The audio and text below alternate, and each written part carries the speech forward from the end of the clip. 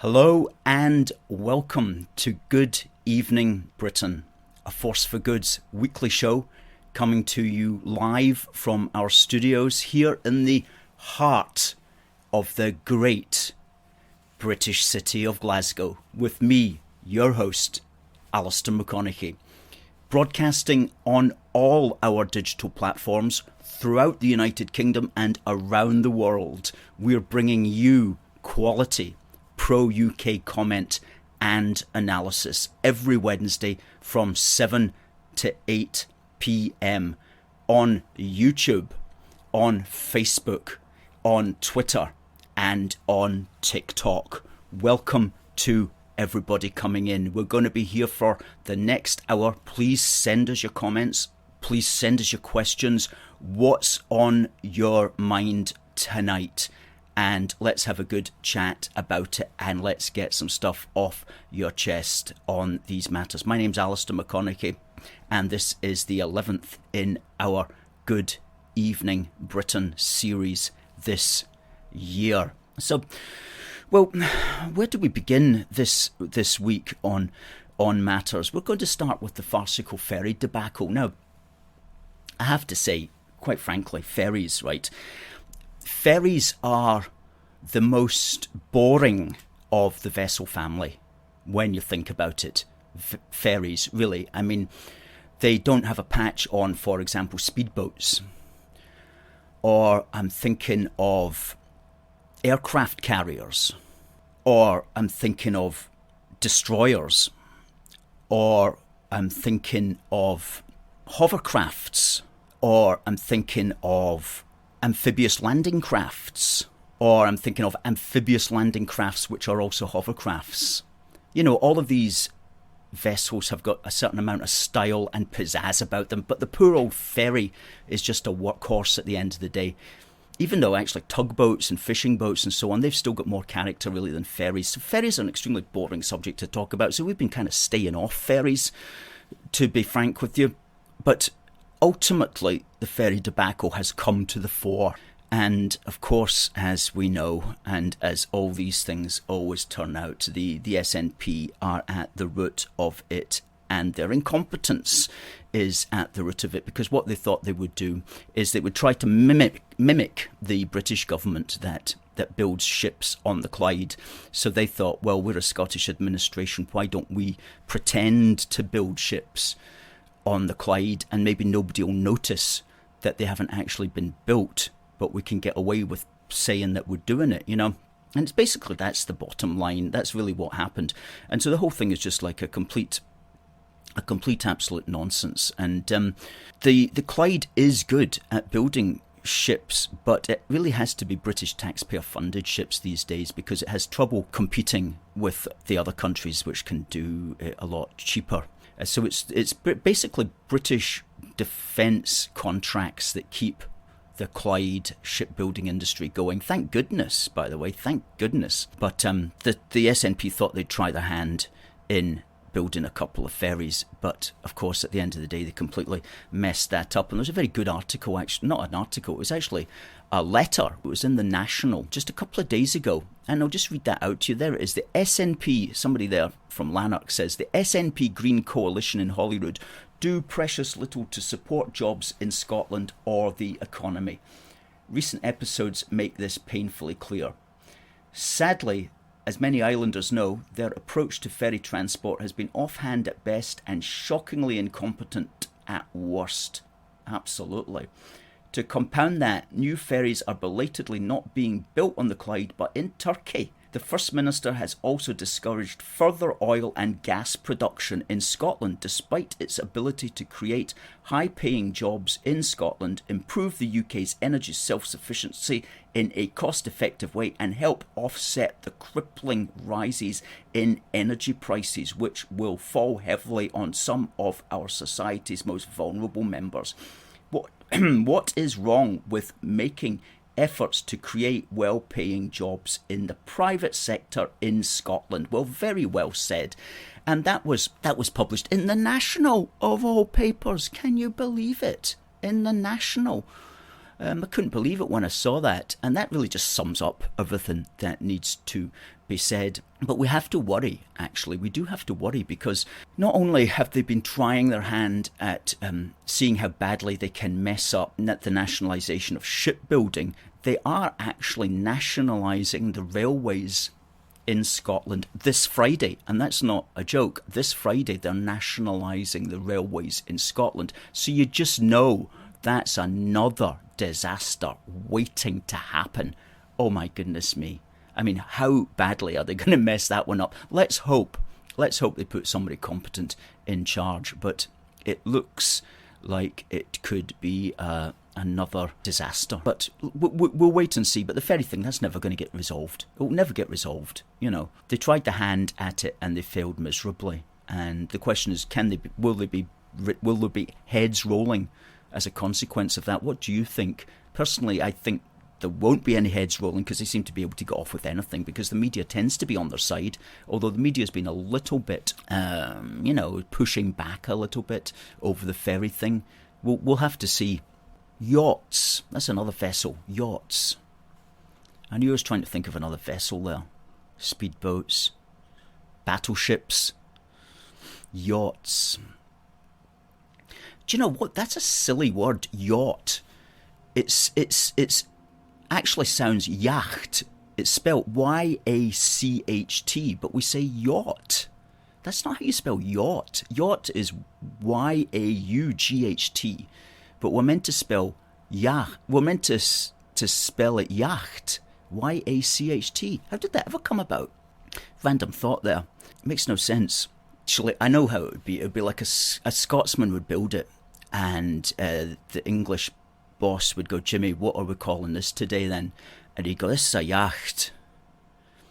And the Englishman's like, a yacht? And the Scotsman's like, no, a yacht. Y-A-C-H-T, a yacht. And the English guy's like, a yacht? No, yacht, Y-A-C-H-T.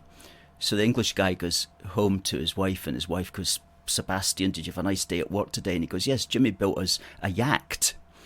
And she goes, Jimmy built you a what? And he'll be like, Jimmy built us a yacht. A yacht? No, she goes, we're not going to be calling it a yacht. We'll call it a yacht. That's what we'll call it. We'll call it a yacht. And that's probably how that came about. And they haven't changed the spelling since. That'll be it. Catherine says, what about that Glasgow woman and her husband?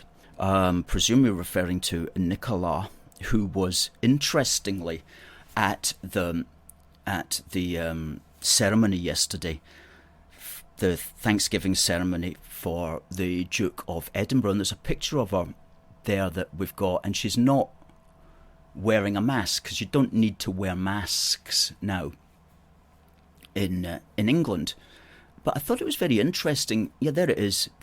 She's sitting there. This is yesterday. She doesn't have a mask on. And we sent that out, and we said, even Nicola Sturgeon is embarrassed to wear one when everyone else is not doing so. The whole scam is held together by what's called social proof. Doing it because it seems the thing to do around the people with whom you immediately associate. And if the people around whom you immediately associate are not doing it, then you don't do it, even if you're Nicola Sturgeon. I thought that was interesting, okay? It just shows the power of social proof. Even Sturgeon's not going to wear a mask if everybody else is not wearing one. Adam says, there's an interesting thing. Yacht is either Dutch, German, Scottish or Irish. It certainly sounds kind of European, like Dutch, doesn't it? Yacht. Usually, though, when we get these words, we change them into we anglicise the spelling of them, but not with that one. I've been in Holland once, and English is actually a second. It's almost like the first language. Well, it's not quite, but it's interchangeable. And you'll hear Dutch people talking in Dutch, and then they'll just go into English with each other as well. It's strange, very unusual. It's a nice country, though, what I've seen of it. Joshua Grundy says, what's your thoughts on Scotland's tighter speech laws? Well, Joshua, we have a lot of thoughts on those. We campaigned against the hate speech so-called laws back when they were coming in. last March, and in fact on the day that they were passed.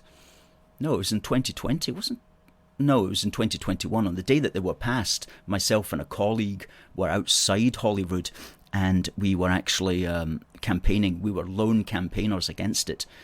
And that was just in the run-up as well to the Scottish election. And we made a big play of the tight speech laws and the anti-free speech laws, basically, is what we called it, in the run-up to the Holyrood election. But still Humza Yousaf got elected because he managed to just bring it in, and most people didn't really know about it or understand it, and he obviously knew he could get away with that.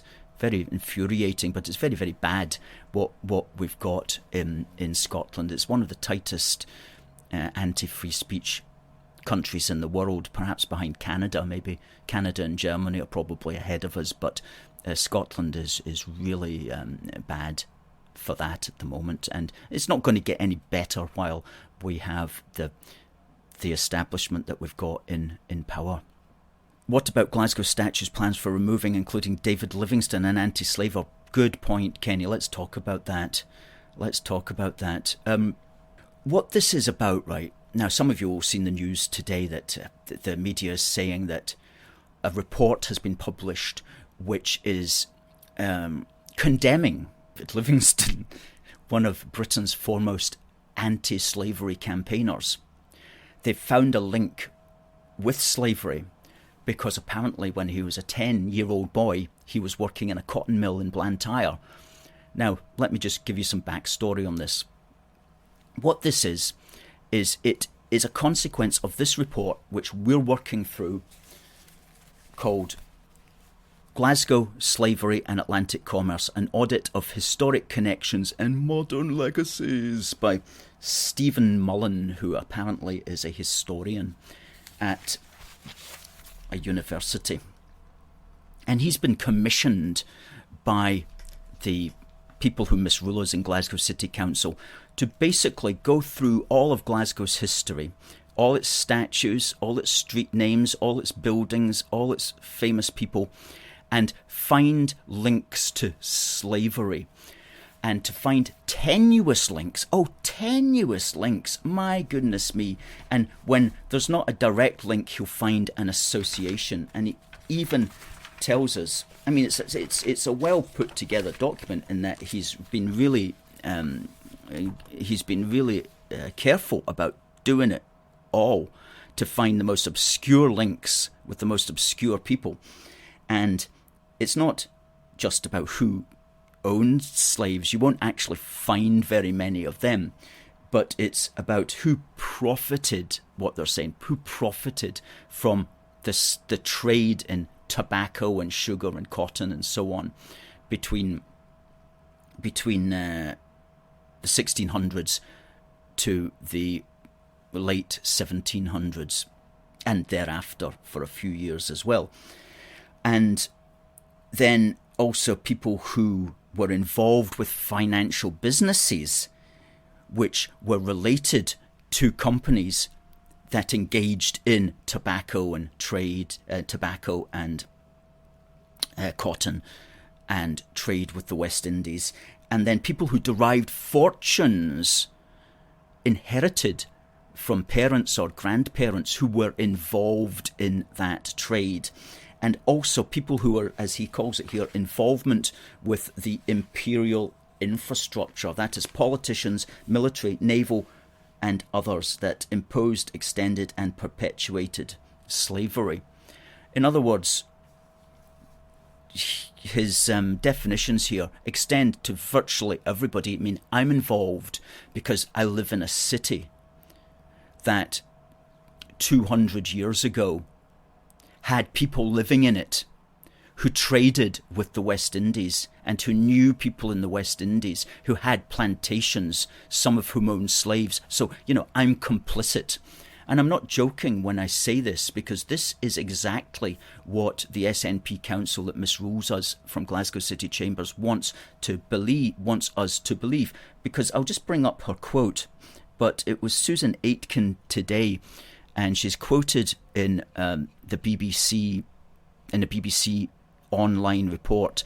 And she says that this report presents, quote, an incontrovertible evidence base of the extent of Glasgow's complicity. Listen to that word, complicity, in slavery and the actions that supported it. She added, quote, we should apologise fully and unreservedly to the descendants of enslaved people and to the nations they came from for the city's significant role in Atlantic slavery, close quote. She said that today, and I would just say to her, absolutely not. You're absolutely wrong. We have absolutely nothing to apologise for, because none of us are what you call complicit. Not a single one of us living today is in any way, shape or form complicit, and neither were our ancestors. This is it. Neither were our ancestors. Whether they were rich or poor or merchants or workers, none of them are to blame for anything, and they're not to blame for the slave trade, because prior to 1807, slavery was the normal way in which many economies not just were run, but were certainly aided by. And so it was a normal thing. It was not considered wrong.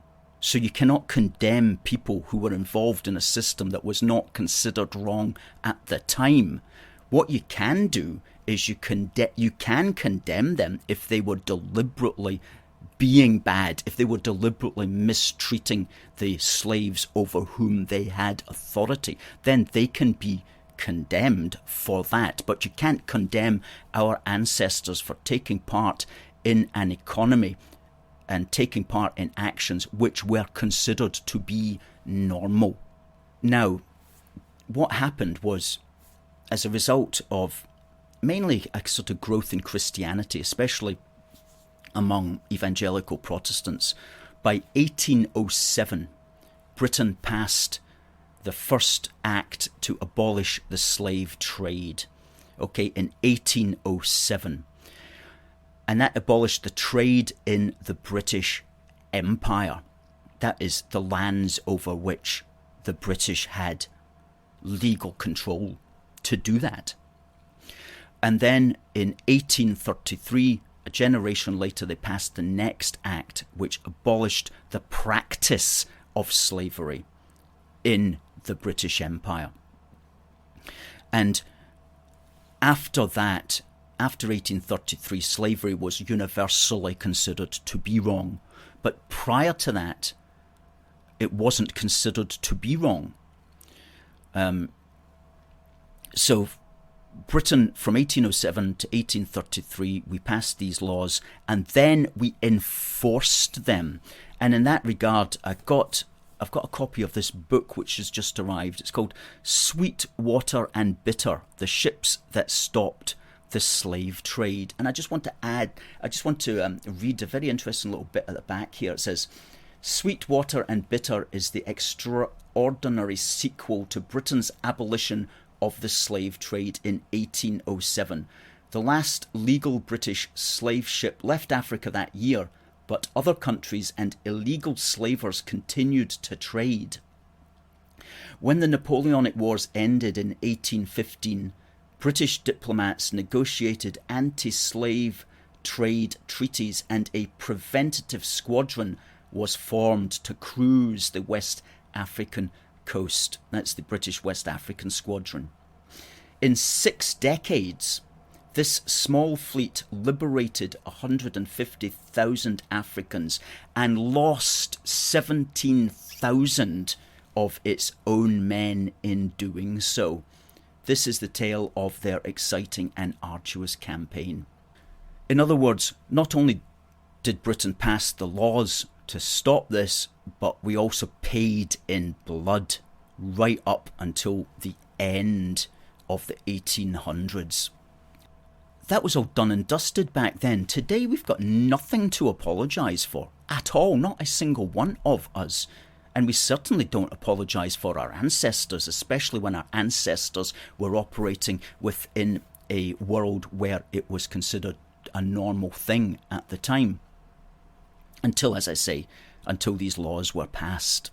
So for somebody like Susan Aitken to say that Glasgow's complicit, how about you learn your history? Don't be putting that stuff on us today. We've got enough to bother about.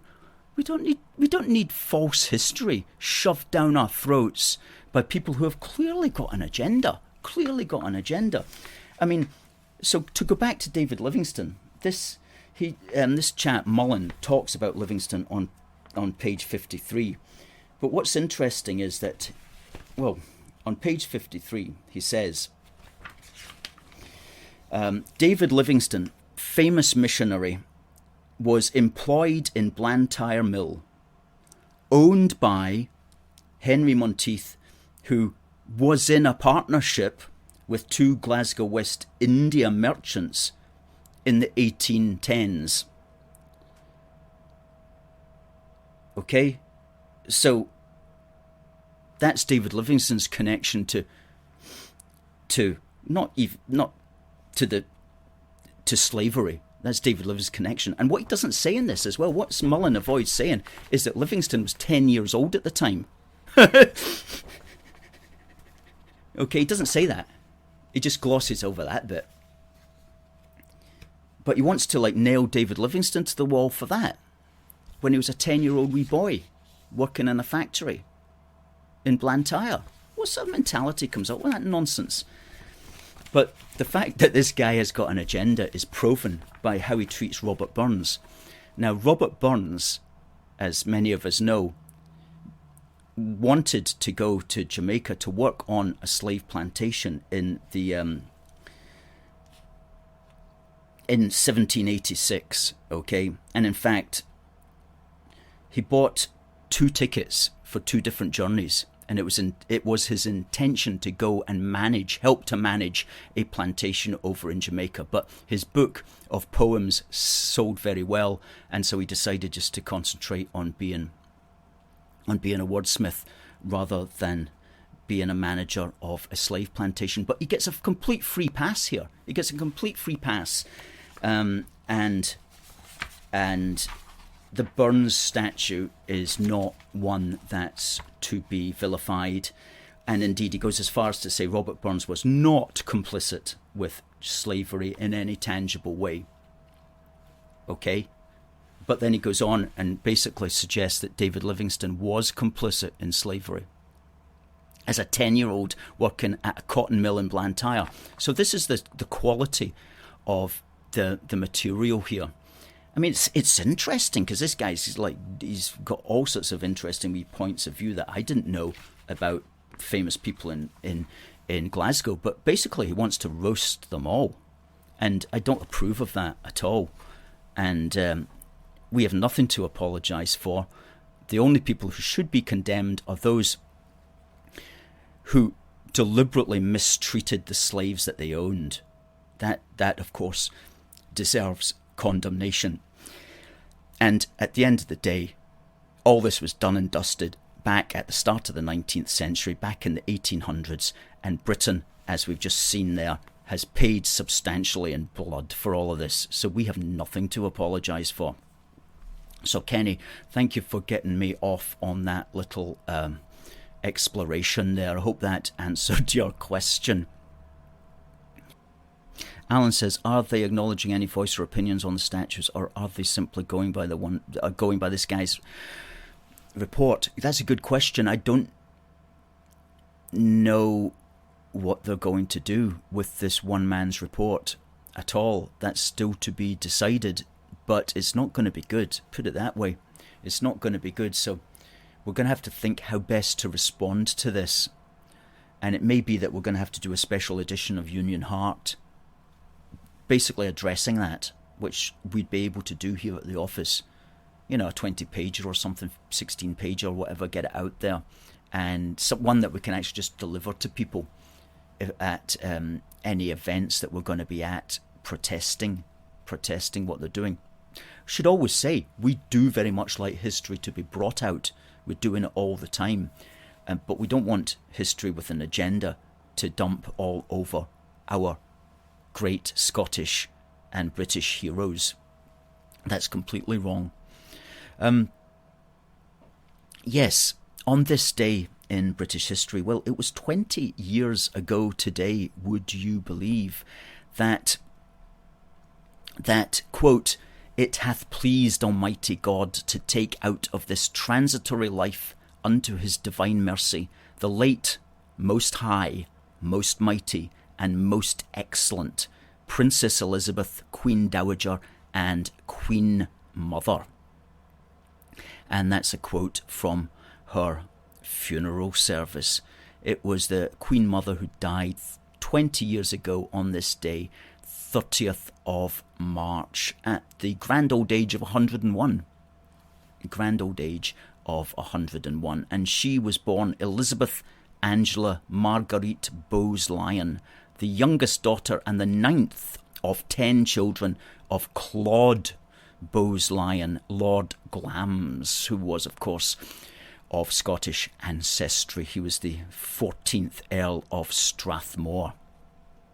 And his wife, Cecilia Cavendish Bentinck, back on the 4th of August 1900. And what I find interesting is when you try to find out where the Queen Mother was born, a lot of people used to think she was born at Glamis Castle, but she wasn't. But Wikipedia doesn't know where she was born either. And how can this be? How can this be when she's the Queen Mother and nobody knows exactly where she was born? Wikipedia says it was either in Belgrave Mansions, which was her parents' Westminster home, or it was in a horse-drawn ambulance on the way to a hospital, or it was at Forbes House in Ham in London, which was the home of her maternal grandmother, or it's where her birth was registered, which is in Hitchin in Hertfordshire, near the Strathmore's English country house, which was also given as her birthplace in the census the following year. So who knows where exactly she was born, but we do know that she did get born on the 4th of August 1900, and she passed away peacefully in the Royal Lodge in Windsor. And we have a picture of her here at the Castle of May, because when her husband, which was George VI, died in 1952, she bought the Castle of May. Now that's right up at the top of the most northerly coast of Scotland. It's just a few miles outside John O'Groats, and I've actually been in that garden. I was up there last year with a colleague, and I actually sat where she's sitting, and I've got a picture of that as well. There I am, sitting there, not exactly copying the pose, don't have any corgis or anything like that, and I took a picture of the actual castle itself, which is a nice picture of with the Union Jack flying high. And it was actually quite busy. You can get in there during the summer. There's guides that will show you about each room. And when I was there with a colleague, there was about 4 or 5 people in each room. You know, the whole afternoon it was cars in the car park. It was a big tourist attraction up there. I mean, not that there's much else to see up there, basically, unless you like wind and rain. And we had just, myself and a colleague, we had just come from John O'Groats, as I say, just a few miles down the road, and I've got a picture of us standing at the John O'Groats. There I am, a Force for Good flag at John O'Groats. And what was so funny as well, when we're standing there, what should arrive but this huge load of bicyclists with like Union Jacks on their tops. I mean, that was fantastic. Michael Bridges says, I made a one-off donation to AFFG. Keep up the hard work. God save the Queen. Thank you, Michael. Thank you. If anybody would like to make a one-off donation, please do fire it in to our aforceforgood.uk/donate to.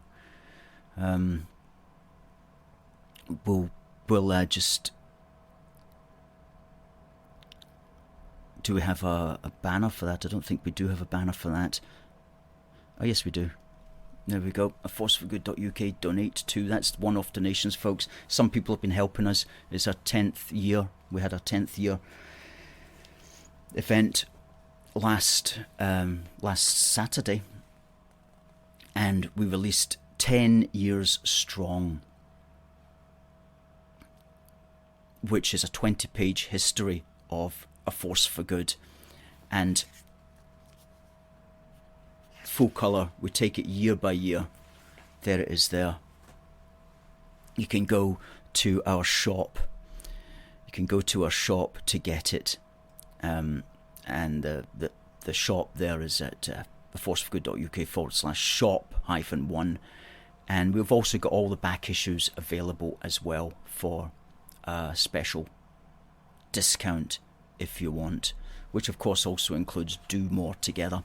And we always push these because these are really what do keep us going month to month, as well as our union supporters program. We really do need to shift these, and it's a 360 win, as a famous American likes to say, because not only are you getting good information that helps you to make the case for the United Kingdom among friends and family and to other people, but you're also helping us keep making the case as well. So 360 win at our shop these days. Great stuff. Now, Sandra says her mum loves her book. Good. Good. Is that the wee book for the union by any chance? Which again is another thing that just keeps us going all the time. Christopher says he was really sorry not to be able to come to our 10th anniversary, but I'll be upping my monthly donation. Oh, thank you, Christopher. Thank you very much. That's really, really helpful. And Catherine says it's very good. Cheers. Now, what we want to do now is Busting Indy Myths. This is our series, and this is the 10th in the series actually, where we're busting Indy Myths on the daily, weekly, monthly and yearly, until those Scott Nats see clearly that we're down with the capital A to the double FG, no more SNP. So, Busting Indy Myths, Part 10. We're going to address the oft-heard notion that we need independence so we can become a self-determining nation. That independence is about our right to self-determination. Well, this ignores the fact that Scotland already is a self-determining nation, and we are already a self-determining people. And we continue to self-determine to stay in the UK. Now, how do we know this? Well, firstly, what is the definition of self-determination? According to Chambers' 20th Century, it is, quote, the power of a population to decide its own government and political relations, or of an individual to live his own life, close quote. So on that definition, Scotland is already a self-determining nation, and the people of Scotland are already a self-determining people. How do we know this? Well, how do we exercise this self-determination?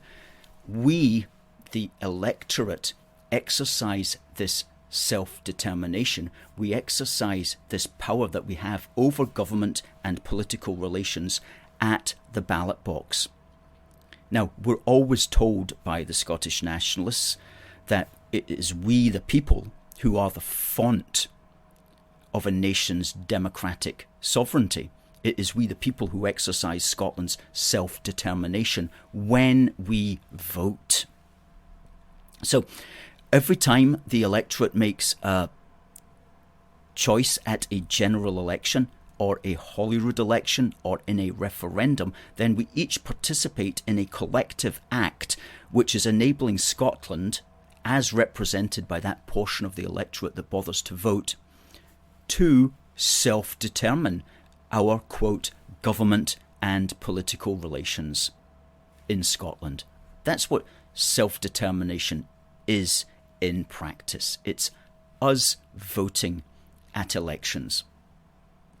It's that simple. And so we are already a self-determining people. And the nation to which we belong is already a self-determining nation. We don't need to break away from the United Kingdom for us to be able to self-determine as individuals or as a collective nation. We do it every time we vote. And in the 2014 referendum, of course, we self-determined to stay in the UK. In 2017 and 2019, we self-determined at the ballot box, and we sent 59 MPs to Westminster to govern on behalf of us all and to administer Scotland within the UK. And in 2021, last year, we self-determined to elect candidates to Holyrood, again, to form the Parliament which administers Scotland within the UK. And on the 5th of May this year, just coming up at the council elections, we will, as a people in Scotland, self-determine to elect the new council chambers. So we already self-determine our future. Scotland is already a self-determining nation, and we are already a self-determining people, and we exercise that self-determination every time we go to the ballot box. It's that simple. Now, here's another interesting fact related to that. We in Scotland self-determine at the ballot box much more enthusiastically at the British rather than the Scottish level. And how do we know that? We know that because we simply have to look at the turnouts at successive Westminster elections and compare them to the turnouts at the Holyrood elections. And turnout at the British elections is consistently higher than at any of the Holyrood elections. And Scottish nationalists don't like to be told that. They don't like to be told that, in fact, when it does come to self-determination, we self-determine much more at the British level than at the Scottish level. And we've got a graphic that just explains that very neatly, which we'll put up there. There you go. Westminster enjoys greater democratic legitimacy in Scotland as measured by percentage turnout than Holyrood. And look at the Westminster elections since 2005 to 2019. The average turnout is 66%. And look at the last 5 Holyrood elections. The average turnout is 54%. And so there you go. Considerable difference. And look at that. In 2003, less than half of Scotland even bothered to turn out to vote at Holyrood, and the SNP have a cheek to talk about Scotland self-determining. Well, we need to self-determine more at these elections within the United Kingdom. Now, of course, we know that when the Scottish nationalists speak about Scotland having the right to self-determination, they don't care about the fact that the people of Scotland already have self-determining ability at the ballot box. And they don't care that the Scottish electorate self-determines more with Westminster than it does with Holyrood. When they use the phrase self-determination for Scotland, what they really just mean is finding a way for the SNP to get its way all the time. That's really what they're talking about. They want to break the British connection entirely, and so they choose to ignore our facts, but they can't refute them. Thus ends Busting Indy Myths Part 10. What we're going to do with this is going to build up a great series of these, of course, and then we're going to publish them all, bring them into either a small book or into a magazine, whatever. Perhaps a book, that would be quite nice. But this is all part and parcel of making the best use of this time, because as we explain in this magazine, it's going to be difficult to put the constant agitation to bed. So we have to make use of every day that we have, every week that we have, every month and every year to really make the case and to bring together the materials in order to create the tools for people to be able to win the arguments, to keep our United Kingdom together, because it's a constant fight, and we're constantly facing people who would try to bring us down, such as the people who are promoting the anti-David Livingstone nonsense and the other kind of stuff. And we said in this issue of Union Heart, we talked about how the SNP don't like Scottish history if it goes against their point of view. And we quoted a chap called Professor Tom Gallagher, who's noted quite correctly from our point of view, the SNP is nothing if not a self-referencing movement. It sees the story of Scotland's greatness beginning with its own arrival on the historical stage. So it is necessary to delegitimise episodes and people from the wider consciousness, especially from the age of achievement that characterised much of the 3 centuries from parliamentary union in 1707. So a lot of this statue debacle is about what he says there, delegitimising episodes and people from the wider consciousness, especially from the age of achievement that characterised Scotland after parliamentary union. So that's behind a lot of this as well. That's also something to be conscious of. Folks, please subscribe to our YouTube channel, because we've been going for years and we don't have that many subscribers, and I don't understand why this is, because we're promoting brilliant content. We're putting this out every week, and then we're cutting it down into 2-minute little videos that we're putting out 2-3 times a week. We're really doing well, colourful stuff, but we can't get our YouTube platform to grow at all. And we hate to think that, the system's got it in for us. I hope it's not, but it just doesn't seem to be taking off. So if you can maybe get us on our programs, for example, if you've got a YouTube channel and you'd like to interview us, then maybe that'll be a way for us to get our subscribers on YouTube up. We do well on Facebook and Twitter, and TikTok is amazing. Our TikTok is really, really good. We're putting out videos on that, and that's growing really well every week. We're getting lots of new followers on TikTok, so that's a real success story, TikTok. But we need to get subscribers up on YouTube as well. So if you haven't subscribed to us, hit that red button, smash that red button, hit the bell for notifications. Alistair says, personally, I believe these nationalists are nothing more than a cult. Some of them do have those tendencies, don't they, really? And of course they need a Section 30 as well. We look at all of that in this magazine, and we work through what the possibilities of that are likely to be, and how it depends upon who wins British and Scottish elections. But we've got a clear period just now between the now and the next British general election to really double down on our production of materials and tools to win the argument. As we say here, our 5-year priority is to keep going, to get bigger and to get more effective, produce more physical, printed and online material, and more outdoor events which help people to appreciate the United Kingdom, make the case for it and win the arguments. Here's to the next 10 years. So folks, that's the top of the hour. It just remains for me to say that we will be back next week, as always, across all our platforms, 7 to 8. It's been really nice speaking to you all. Please do share this if you can. And it just remains for me to say now, God bless the United Kingdom and God save the Queen. See you next week.